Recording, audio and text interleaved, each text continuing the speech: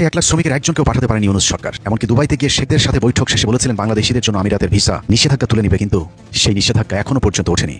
ইউনূস মাত্র 18 মাসের ব্যবধানে সরকারি টাকায় মোট 11টি বিদেশ সফর করেছেন। সব সফরের বেশিরভাগ ছিল তার ব্যক্তিগত ব্যবসায়িক স্বার্থে। সরকারি টাকায় করা তার সেই সফর বাংলাদেশের কোনো কাজে আসেনি। বিদেশ সফরের পাশাপাশি দেশে টাকা খরচ করে বিদেশিদের রাষ্ট্রীয় অতিথি করে এনে নিজে ব্যক্তিগত সম্পর্ক জোরদার করেছেন, কিন্তু দেশের কোনো কাজে আসেনি। রোহিঙ্গাদেরকে মিয়ানমারে পাঠানোর কথা বলে জাতিসংঘের কিছু কর্মকর্তাদেরকে নিয়ে পিকনিক শেষে ইউনূস বলেছিলেন রোহিঙ্গারা আগামী ঈদ তাদের দেশে গিয়ে উদযাপন করবে, কিন্তু সেই ঈদ আর আসেনি। ক্ষমতায় বসে প্রবাসীদেরকে নানা ধরনের স্বপ্ন দেখালো, প্রবাসীদের সামনে শুধুই দুঃস্বপ্ন রেখে বিদায় নিয়েছেন ইউনূস। প্রথম মাসে আন্তর্জাতিক শ্রম সংস্থার কিছু সাদা চামড়া লোকজনকে নিয়ে ইউনূস এবং আসিফ নজরুল বিমানবন্দরে প্রবাসী লাউঞ্জের উদ্বোধন করেন। হইচই ফেলে দেওয়া সেই প্রবাসী লাউঞ্জে কথা ছিল প্রবাসীদের জন্য সব ধরনের সেবা পাওয়া যাবে, কিন্তু মাসখানেকের মধ্যেই কথিত সেই লাউঞ্জের কার্যক্রম বন্ধ হয়ে যায়। বরং যে কোনো সময়ের চেয়ে সবচেয়ে খারাপ ব্যবস্থাপনা ছিল ইউনূসের আমলে। প্রবাসীদের বাড়ি থেকে পাসপোর্ট করে দেওয়ার সেই স্বপ্ন পূরণ করতে পারেন ইউনূসের ধাপাবাজির সরকার। বাঙালি এবার ঠেলা সামলাও, সারাদিন কাজ করে এসে রাত্রে ঘুমাইবে, কারেন্ট থাকবো না, শাওয়ার বালমাল ভিজা যাবো। কে শুনে ধর্মের কথা? আমরা সবসময় মানুষকে সচেতন করার চেষ্টা করেছি, বাস্তব জিনিসটা তুলে ধরার চেষ্টা করি।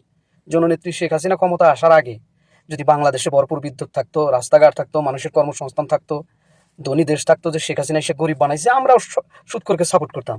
বাংলাদেশটা একটা ভঙ্গুর অবস্থার থেকে জননেত্রী শেখ হাসিনা সুন্দর জায়গায় নিয়ে আসছে। সেখান থেকে কুত্তার বাচ্চারা, এই আবেগীরা দেশটারে ধ্বংস করলো। ওই যে সিনেমাতে দেখে সাপের থেকে মানুষ হয়, আর এটা বাস্তবে কি সম্ভব? বলে সাপে দুধ খায়, কলা খায়। সাপে কি দুধ কলা খায়? নিজের চোখে দেখছেন?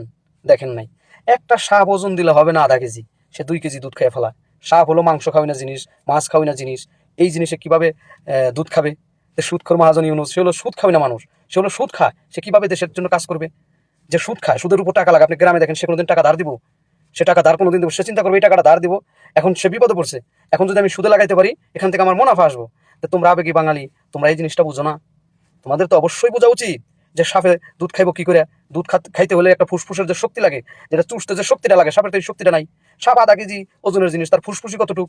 হ্যাঁ, তো কিভাবে সম্ভব? তো এই জিনিসগুলো তো তোমাদের বোঝা উচিত ছিল। তো তোমরা এবার হুকা মারা খাও। হিন্দুদের কাছে আপনার ছেলে মেয়েকে পড়তে দিবেন না, আপনিও পড়তে যাবেন না। হিন্দু শিক্ষকের কাছে চিকিৎসা নেবেন না, বিধবীদের কাছে চিকিৎসা নেবেন না। এদেরকে বাসা ভাড়া দেওয়া যাবে না, এদের কাছে বাসা ভাড়া নেওয়া যাবে না, এদের দোকানে মাল কেনা যাবে না, এদের কাছে মাল বেচাও যাবে না, এদের কাছে মিষ্টি খাওয়া যাবে না, এদেরকে সরকারি চাকরিতে রাখা যাবে না, এদেরকে দিয়ে ছেলে মেয়েদেরকে পড়তে দেওয়া যাবে না। পড়লে আপনার ছেলে মেয়েকে নিয়ে ভাগোয়া ট্রাক করবে। বন্ড হুজুরের হিন্দুদের প্রতি কেন এত রাগ, কেন এত অভিমান, এই বিষয়টা আমি কিন্তু বুঝতে পারছি। হয়তো কোনো হিন্দু লোকে ওনার মেয়ের নইলে ওনার বউরে পুন্দাইছে, এই কারণে, তাছাড়া অন্য কোনো কারণ নাই। এই যে ডিভাইসটা দিয়ে কথা বলতেছে, জিজ্ঞেস করেন তো এই ডিভাইসটা আবিষ্কার করেছে কে? দ্বিতীয়ত, আমাদের প্রিয় নবী হজরত মোহাম্মদ সাল্লাল্লাহু আলাইহি ওয়াসাল্লামও একজন ইহুদির চাকরি করতেন। আপনি কাজ করেন, আপনি তাদের সাথে ব্যবসা বাণিজ্য করেন, কোনো অসুবিধা নাই। ইসলামে এবং কোরআনে কোথাও নিষেধ নাই। আমাদের রাসূল পাক সাল্লাল্লাহু আলাইহি ওয়াসাল্লামও ব্যবসা করতেন। ব্যবসা একটা পবিত্র জায়গা, এটা যে কার সাথে আপনি করতে পারবেন। হিন্দুদের সাথে আপনি বাসা ভাড়া দিতে পারবেন, বাসা ভাড়া নিতে পারবেন, কোনো অসুবিধা নাই। এটা যদি থাকতো ভাই, আরব দেশে বেশিরভাগ ব্যবসা বাণিজ্য তো ইন্ডিয়ার সাথে। আপনি 90% প্রোডাক্টস পাবেন, আপনি যে নিত্যপণ্য তেল ডাল চাল বেশিরভাগই আপনি ইন্ডিয়ান পাবেন। যদি এটা হারাম হতো, বেদায়েত হতো, তাহলে তো থাকতো না। এই আরব দেশে বেশিরভাগ ডাক্তার, ইঞ্জিনিয়ার, প্রকৌশলী আপনি এই ইন্ডিয়ান পাবেন। তো এদের এই ভণ্ড প্রতারক, এদের কথা আপনারা বিশ্বাস করবেন না, এদের কথা আপনারা শুনবেন না। এদেরকে প্রশ্ন করেন যে মানুষ আগে না ইসলাম আগে, আপনার প্রশ্নের উত্তর দিতে পারবে না। আপনি প্রশ্ন করেন যে আগে ঘরের বাতি জ্বালাবি না আগে মসজিদের বাতি জ্বালাবি, এই প্রশ্নের উত্তর দিতে পারবে না। একে জিজ্ঞেস করেন যে ধর্ম আগে না কর্ম আগে, এ জিজ্ঞেস করেন, আপনি প্রশ্নের উত্তর দিতে পারবে না। এই সমস্ত ভণ্ড প্রতারক, এদেরকে যদি আপনি হত্যা করতে পারেন, একটা বড় হজের সোয়াব পাবেন। কেন এই কথাগুলো বলছি? মেয়াদ উত্তীর্ণ ওষুধ, এটা আপনি খাবেন না ফেলে দিবেন। এদের কাছ থেকে কিছু শিখতে পারবেন না। এরা যদি বেঁচে থাকে আরো মানুষকে গুমরা বানাবে, আর যত তাড়াতাড়ি এদেরকে মেরে ফেলবেন, মানুষ অন্তত এদের হাত থেকে রক্ষা পাবে, গুমরা হবে না। এদের কাছ থেকে আপনারা সাবধান।